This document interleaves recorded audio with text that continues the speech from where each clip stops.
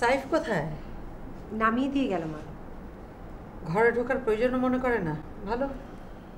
তোমার বাবা কেমন আছে বৌমা? জি ভালো আছেন। তোমাদের মিটমাট হলো? জি। খুব ভালো কথা, শুনে খুশি হলাম। তুমিও কি বের হবে এখন? জি মা, আমি অফিসে যাব। তোমার দেরি হয়ে গেল না? আপনাদের সাথে দেখা না করে কিভাবে যাই? বাহ, শুনে খুব ভালো লাগলো তোমার কথা।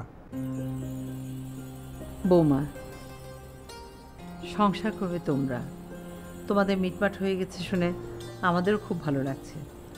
বৌমা, তোমার চাকরি করা কি খুবই প্রয়োজন? তোমার শ্বশুরের টাকা, সাইফের বেতন, সব মিলিয়ে আমাদের সংসার তো সুন্দরভাবেই চলছে। তুমি যদি ঘর সংসার মনোযোগ দাও তাহলে আমরা দাদা দাদি হওয়ার স্বপ্ন দেখতে পারি। কি বলে তুমি? হ্যাঁ, ভালো বলেছ।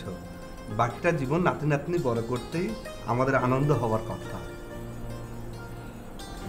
জি বাবা, আমি সাইফের সাথে কথা বলব।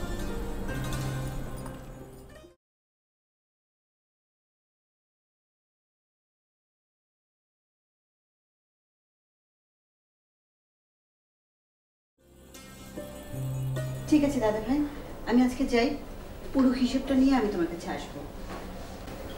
দেখ রোশন, তুই আমার একমাত্র ছোট বোন। তুই আমার বাড়ি থেকে মন খারাপ করে যাবি, এটা আমি চাই না।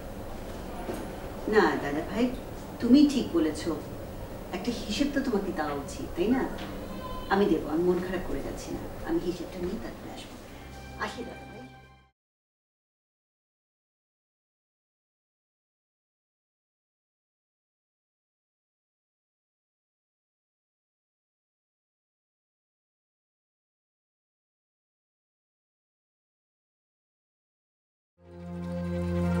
কি বলে গেল তোমার বোন?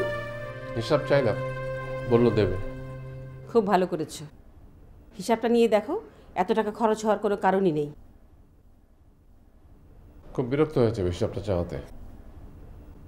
হোক, তারপর খরচটা কোথায় হলে সেটা আমরা জানবো না? এখন ভূমির ব্যাপারটা একটু সেটেল হয়ে গেলে আমরা নিশ্চিত হতে পারি। জামাইকে আসতে বলি? না না, তুমি বরং ভূমির সাথে কথা বলো টেলিফোনে।